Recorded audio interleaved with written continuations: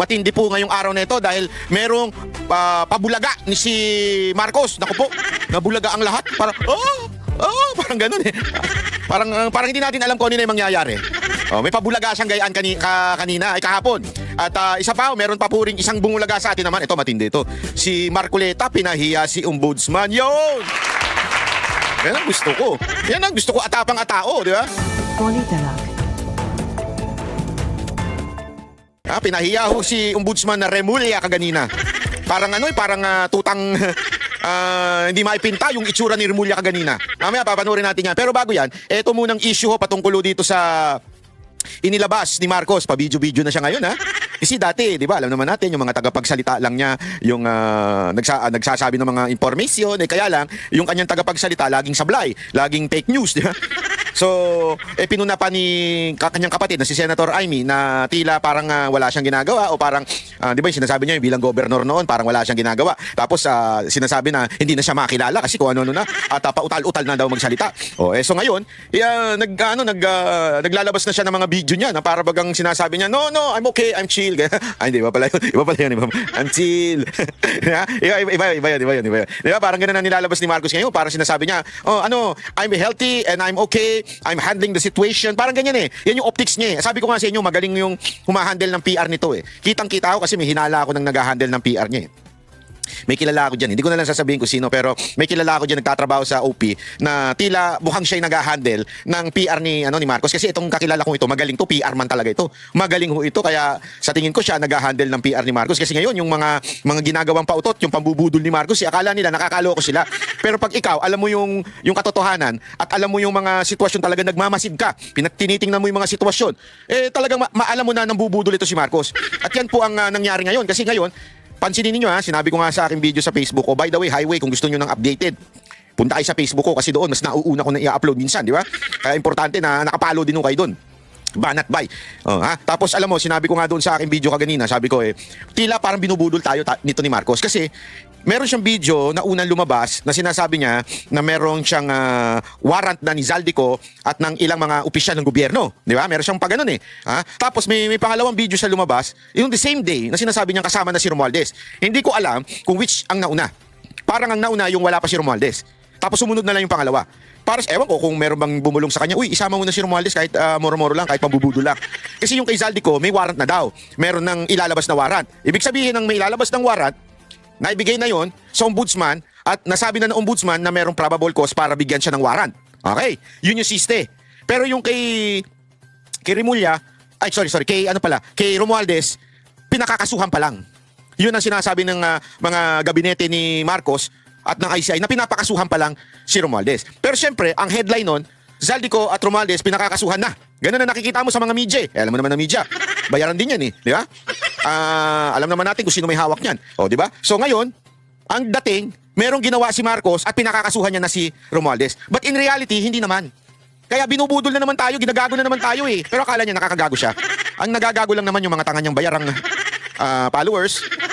At syempre, yung mga kakampuit at saka yung mga NPA teroristang makakaliwa, kaya akala nila, naloloko nila taong bayan, pero hindi. Yan ang ating i-expose sa araw na ito, ha? Ito, simulan natin dito. Bago tayo pumunta dun sa matinding pagpapahiya ni Marcoleta dito kay Remulla. Kasi sa lahat ng ito, bida si Remulla. Bida si Remulla dito. Panoorin natin itong balita about Zaldico at saka kay pakinggan niyo mismo yung wordings ha. Huwag niyo lang i-take as is. Talagang himayin natin. May mga bago na namang kaso na inirekomendang isampa kay... Ano sabi? Inirekomenda. Isampa. Puro future eh. Di ba? Irekomenda. Sabi, i-recommend pa lang na isampa yung kaso. So alayo pa.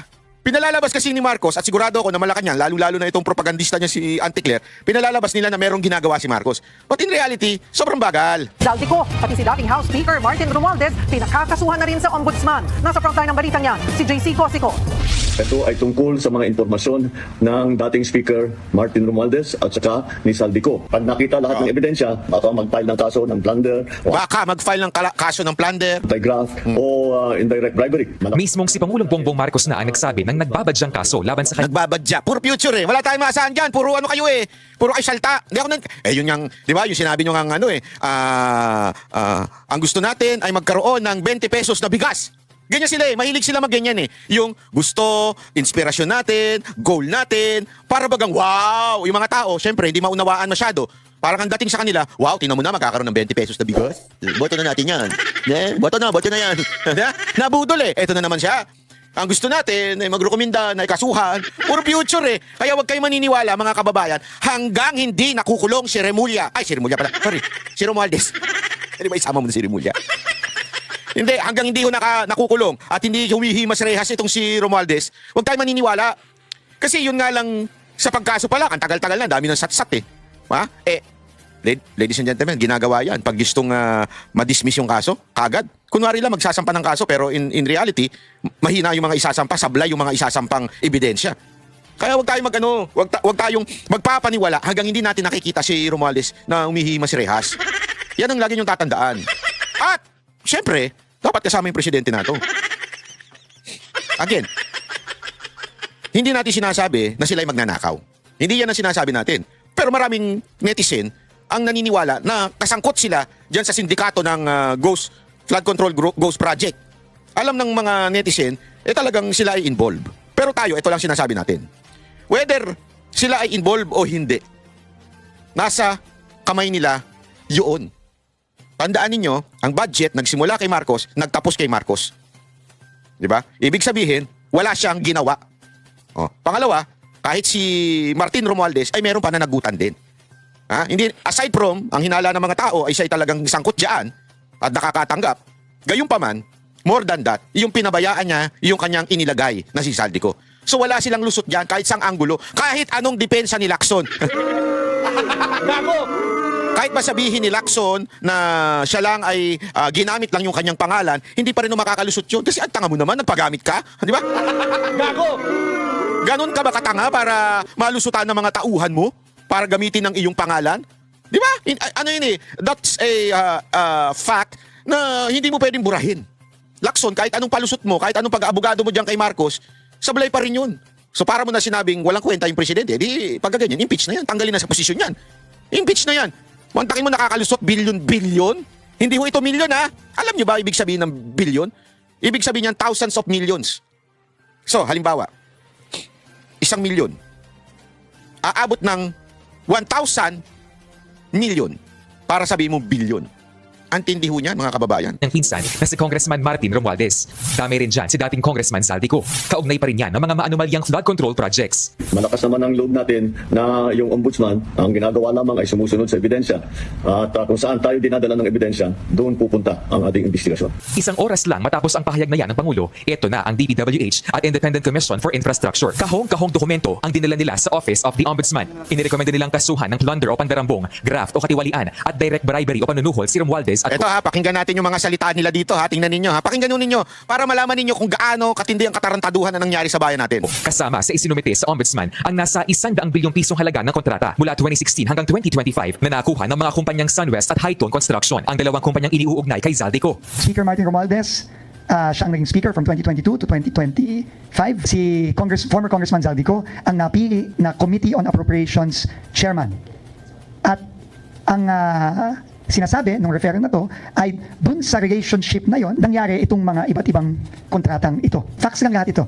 Ayon pa sa DPWH, isa sa mga basihan ng kaso laban kina Ko at Romualdez ay ang sinumpaang pahayag sa Senado ng dating security aide ni Zaldico na si Orly Guteza. Siya ang naghatid umano ng mali-maletang kickback sa dalawa. Pero teka lang, kahit sinumpaan sa Senado ang salaysay ni Guteza, hindi pa raw yan sapat. Hindi, kasi wala din namin pwedeng gamitin yun kung hindi niya haharapan na sasabihin na itong affidavit na to, akin talaga to, at ako mismo nag-prepare niyan, personal knowledge ko lang nangyari dyan. Ganun yan eh. Hindi nga, that's still not an authorized statement, has no value unless sumarap yung tao para manumpa ulit. Sa gitna ng lahat ng ito, nauna nang itinanggi ni Romualdez ang mga akusasyon. Sabi ni Remulla, tumawag pa si Romualdez sa kanya Yun! para igiit na wala siyang kinalaman sa korupsyon. Pero sabi ng ICI, Ito. Hindi pwedeng maghugas kamay Yan. ang mga public officials. Tingnan nyo, Bakit? tingnan nyo. Walang pumilit sa kanila. Kaya tanggapin nila yung obligasyon. Tanggapin nila na kailangan silang sumunod sa mga batas. ayon kay Ombudsman Remulla, posibleng kasuhan si Romualdez sa susunod na 6 hanggang 9 na buwan. Akala ko ba, hindi kasi, yung kay Zaldico eh. Pagturo niya kay Marcos at kay Romualdez, labas kagad yung warrant eh. Di ba? Ayan eh, ito. Sabi dito, the Philippine National Police acknowledge the issuance of arrest warrants against former Ako Bicol Party Bicol Representative Zaldico and 17 others as announced earlier today by President Ferdinand Marcos Jr. in connection with alleged irregularities in flood control project. The PNP is coordinating closely with the Sandigan Bayan, the other concerned agencies to ensure the lawful and orderly implementation of this warrant. We assure the public that due process will... Oh, bakit kayo inassure nyo ngayon? Dati wala. So, eto, naglabas ng statement ang PNP. So, ibig sabihin, confirm na may warrant na si Zaldico at yung 17 others. Doon sa 17 others, wala doon si Romualdez. Gets nyo ba? So, tinatarantado tayo. Wala dyan si Romualdez. Kaya nga sabi dito, 6 o 9 na buwan pa bago makasuhan talaga. Anak ng tutsa yan. Ang daming magic na magaganap na dyan sa 6 o 9 na buwan pa. Bago! Baka nga, wag. Ulit-ulit naman ang panawagan kay Zaldico na harapin dito sa Pilipinas ang akusasyon laban sa kanya. Umuwi na siya. Nakadalawang imbitasyon Umuwi na sa kanya. Pag-aaralan na ng Office of the Ombudsman Galit na si Sec Vince, oh. Galit na. Sec Vince, wag mo na pauwiin. Pag pinauwi mo pa yan, nako, yari na. Baka magkabaliktaran na naman. ang rekomendasyon ng ICI at DPWH. Pero ngayon pa lang, aminado si Remulla na mahihirapan sila sa kasong plunder. We are thinking our options always when we file plunder charges because no one ever gets convicted of plunder. And some of these theories are just insane. Pinangungunahan na kagad, oh. Pinangungunahan na kagad, eh. Minamind condition na kaagad, eh. Sinasabi, mahirap ang plunder. Di wala pang nakukunbig dyan. Wala. Pinangungunahan na kagad. Ha? Ano ito, Remulla? Para baga sinasabi mong, oh, baka kasuhan natin yan, pero baka wala din yan. Alam nyo, kaya nga mga kababayan, sa totoo lang po, etong bayan natin talagang matindi. Hindi po pwede dito yung ganyan-ganyan lang. Kailangan talaga magkaroon ng matinding pagbabago itong bayan natin. Pati yung ating konstitusyon dapat baguhin talaga. Sabi ko sa inyo, ako, suggestion ko, iba kasi, ang hindi ko maintindihan, we can learn from other countries. Bakit sa kanila, ang korupsyon, kinakatakutan ng mga public official. Sa atin, sinasabi pa ng mga katulad nito, ni Remulla, na yung plunder, naku, mahirap yan. Mahirap yan, wala pang naanuhan dyan. Which is true. Pero binamay condition niya na. Okay? Pero kasi narinig ko, yung isang dating justice sa isang forum speech, sinabi niya na mahirap talagang makasuhan ng plunder. So therefore, if that is the case, talaga magnanakaw ho ang ating mga government official. Kung mahirap naman pala yan. Kaya nga sana, magkaroon na lang ng bitay. Ako talaga, 1 million bitay na kagad. O sana nga, 100,000 bitay na kagad. Si Pastor Kibuloy, kahit piso bitay. Yun ang gusto niya mangyari. Pag si Pastor, naging gusto niya, pisong nakawin mo, 100 pesos, 10 pesos, bitay na kagad. Kasi dapat walang nakawan. Yun ang point, eh. Kaya lang, ngayon, tinan mo. Ito na kagad ang litanya nito. When we look at the jurisprudence, the easier one to prove will be malversation. Nagbabalita mula sa Frontline, JC Cosico, Nimspot. Nako, ayan na nga. Pakinggan pa natin. Ito, dito ka magtataka, mga kababayan. Bakit kailangan tumawag ni Romualdez kay Remulla? Tumawag. Ito, nauna itong, ipi-play natin na ito. Nauna ito. Bago itong pambubudol na ito, bago itong pambubudol na ito, na ina-announce na keso kakasuhan daw si Hindi kasi tingnan ninyo yung mga announcement sa media, parang ang dating talaga, talaga ba kakasuhan na si Romualdez? Ganun eh. Di ba? Alam naman natin, marami tayong kababayan na hindi nagkiklik, basta yung headline lang ang binabasa. Pero pag titignan mo yung loob, wala pa! 6 na 9 na buwan pa! Ano ito? Gaguhan? Gaguhan talaga eh, budol eh. Di ba? Pero nangyari yan, yung script na yan, tumawag muna si Romualdez kay Remulla. Ano ibig sabihin ng mga kababayan? Yeah? Hindi kaya sinasabi ni Romualdez, ganito script natin basta okay lang yan, sampan nyo na ako para hindi masisi si Marcos. Pero alam mo na kung ano isasampan nyo. Ang madaling lusutan. Hindi kasi, di ba? Tapos magdidiwang yan. Isipin nyo, 6 na 9 na buwan. Kasi magdidiwang yan. Tapos sabihin nila, tingnan nyo na, hindi na convict ng plunder si Romualdez. Di tagumpay. Ito ay nagpapatunay lamang na tayo ay talagang walang ninakaw mula sa Ghost Flood Control Project. Diba? Talagang wala akong ninakaw. At talagang ang budget para dyan ay talagang maayos kung pinatupad. Naks ang ganyan. Tapos, tatakbong presidente. Gago! Ito, play natin Tumawag daw noon si dating Speaker Martin Romualdez kay Ombudsman Boying Remulla para itanggi mga paratang sa kanya sa flood control scandal. Sa kabila niyan, posible pa rin na maghain ng Ombudsman ng kaso laban kay Romualdez. Nasa frontline ng balitang yan si JC Cosico. May siniwalat sa isang forum si Ombudsman Boying Remulla. Tumawag daw sa kanya noon si dating House Speaker Martin Romualdez matapos siyang masangkot sa flood control scandal. Itinanggi raw ni Romualdez ang mga akusasyon sa kanya. Kabra ni Remulla si Romualdez sa fraternity at mayroon daw silang malapit na relasyon. I answered this call once because we respect each other. Well, he was trying to explain his side that he had no hand in many things. But that's all I can remember. Wala, just, diba? We just follow the evidence. Pagkatapos ng tawag na yan, hindi na raw muling kinausap ni Remulla si Romualdez. Gusto raw kasing tutukan ni Remulla ang issue. Matatanda ang siniwalat ng security consultant ni Zaldico na si Orly Guteza na nagdala siya ng mali-maletang pera mula sa kickback umano sa mga flood control projects sa bahay ni Romualdez. Kinumpirma din niya ni Ko sa kanyang video statement. Sa ngayon, patuloy pa ang investigasyon ng ombudsman kay Romualdez. Nang matanong naman si Remulla kung kailan posibleng kasuhan si Romualdez. It will be filed within the year.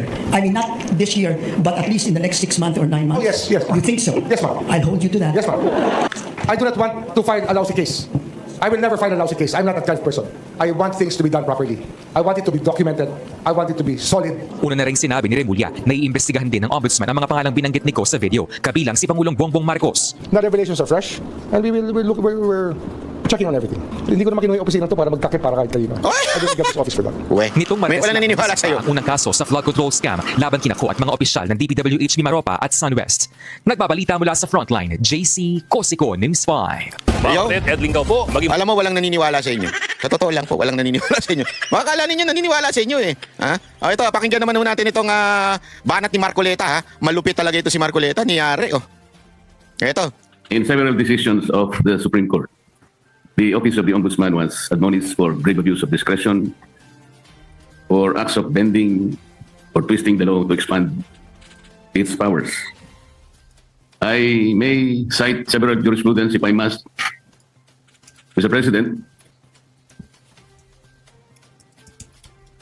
if I may be required. And we all know that the present Ombudsman, Mr. President, publicly flouted this predilection to bend the law. Does he believe that these decisions of the Supreme Court are wrong and he is not bound by these decisions? Mr. President, the new ombudsman intimated to me that his direction is to abide by the Supreme Court decision, and the rule of law is supreme. And therefore it is not correct, and there is no basis for flouting those statements publicly declared that bending the law is all right, provided that he is not breaking the law. Mr. President, it's a figure of speech, Mr. President. Mr. President, Figure of speech. Nandiyan ho si Remulla niyan eh. Oh. Kasi tinatalakay po yung budget ng ombudsman eh. Figure of speech daw yung bend the law. Si Gatchalian, oh. Kasi si Gatchalian yung para mag-defend. Ganun po yun eh. Hindi po pwede magsalita yung head ng department na yon. Meron siyang senador na mag-defend.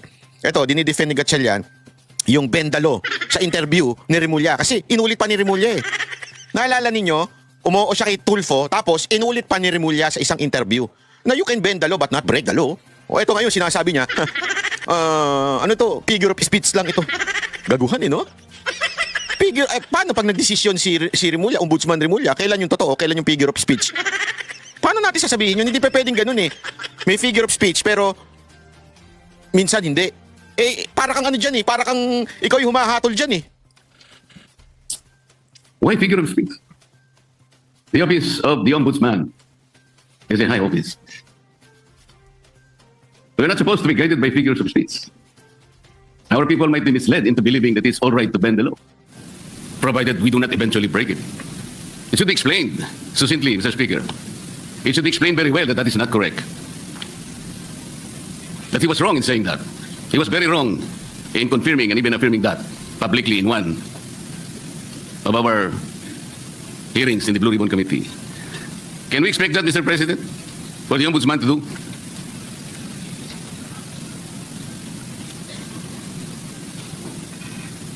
1 minute suspension, Mr. President. Yan na. suspended. Napahiya dyan. Tignan mo, parang ano ha? Parang tutang hindi matimplaho. Parang ano, alam mo yung tutang, hindi yung tutang figure of speech ha. Yung tutang, yung papi na ang tapang-tapang mo pero diyan para bagang di mo mapinta itsura ni Remulla eh. Ah. Current ombudsman right now, he intimated to me that he is very strict in not bending the law.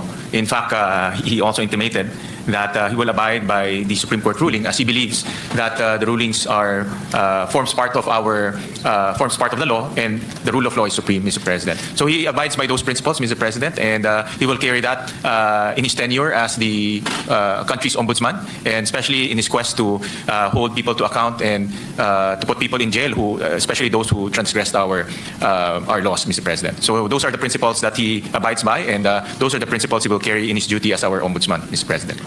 Mr. President, abiding by that principle and acting otherwise is different.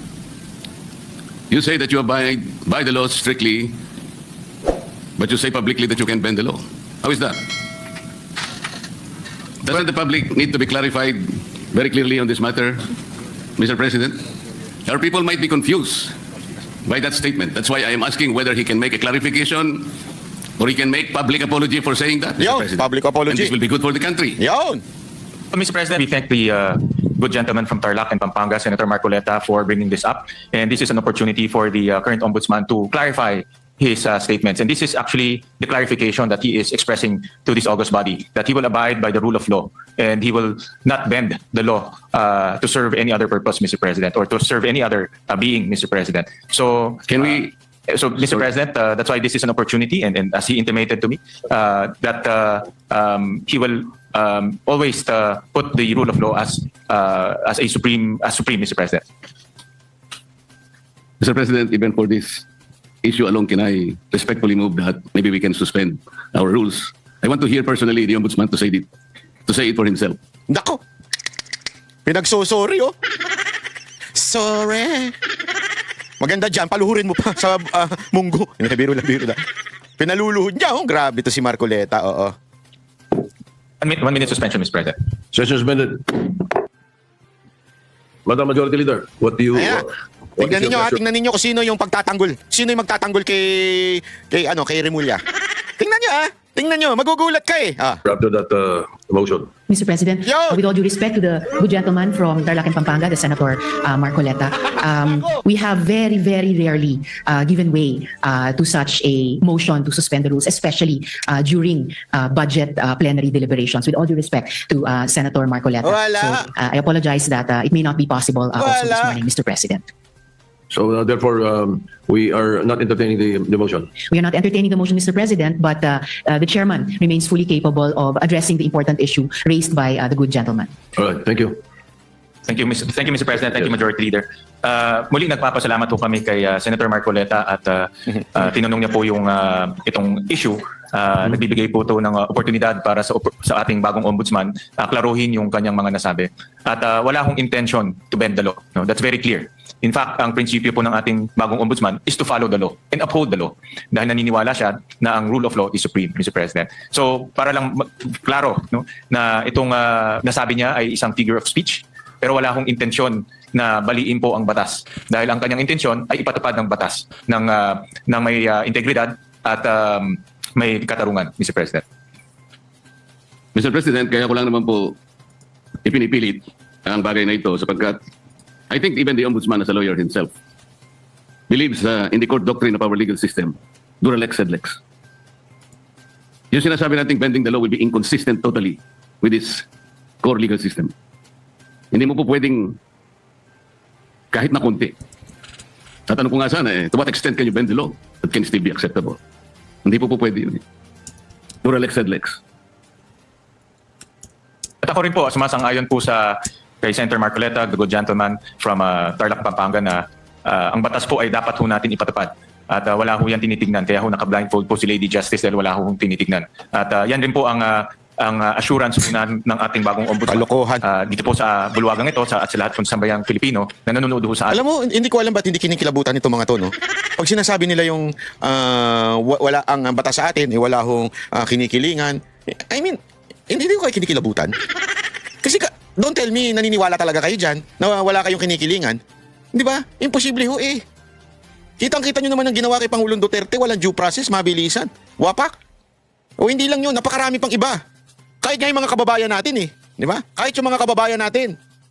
Hindi nga ho pantay ang batas pag sa mahirap at sa mayaman. At lalong-lalo na, sa mahirap at mga nasa politiko o nasa kapangyarihan. Di ba?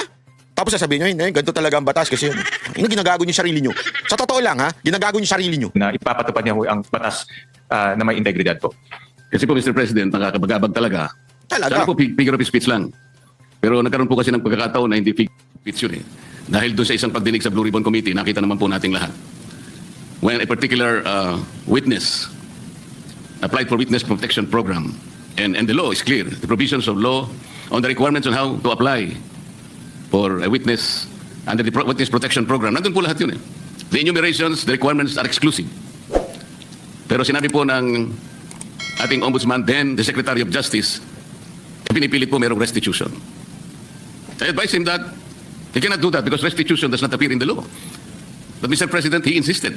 So doon po nagkakaroon ng problema. While publicly, he declares that he upholds the law to the fullest. Pero in reality, it's not being done. How can you put a requirement which is not in the law? And he said that was his opinion. His opinion will not even matter, Mr. President. Does that opinion will even prevail over the strict provision of law? Yun po yung aking ikinatatakot, ikinababahala, na nami-mislead po yung ating mga mamamayan eh. Pati ang ating processes po eh, nalalagay sa alanganin. Kasi alam mo, Senator Marcoleta, yan naman kasi totoo nangyayari sa Pilipinas eh. Yung bending the law without breaking it, meron nangyayari yan sa Pilipinas. Yun lang mga kababayan natin eh, na nagkakabanggaan, di ba? Binibend dalo ng mga ilang pulis yung report, di ba? Para lang pumabor doon sa naglagay. Bending dalo yun, pero I mean, maraming ganyan instance. Kaya siguro nasana ito si Remulla doon sa bending dalo. Ang problema, hindi pwede yung bending dalo. Lalo na ho pagka ganyan nung katindi ang bigat. Halimbawa na, milyon-milyon, trilyon-trilyon na, di ba? Hindi pwede. That's why this is very important. Na kailangan po, masettle natin ang issue ito. We cannot bend the law. Kasi po, kapag pinanatili natin yun, it is as if the ombudsman has the power to refine the law or even revolutionize the law. Nako. No one can do that, Mr. President.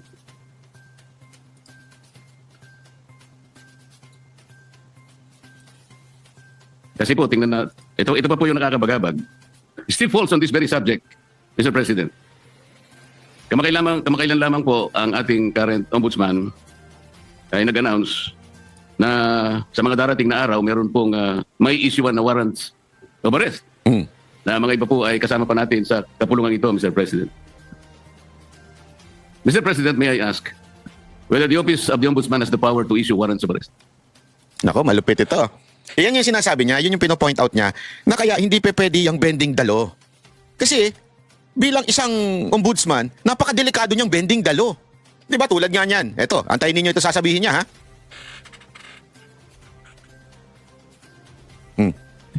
No, Mr. President, ang trabaho na ho nila, ang pinaka-responsibility ho nila is to ensure accountability, Mr. President. Tama naman po yun, at ako'y naniniwala. Pero, bakit niya po kaya nasabi yun? That on such a particular date, warrants of arrest will be issued.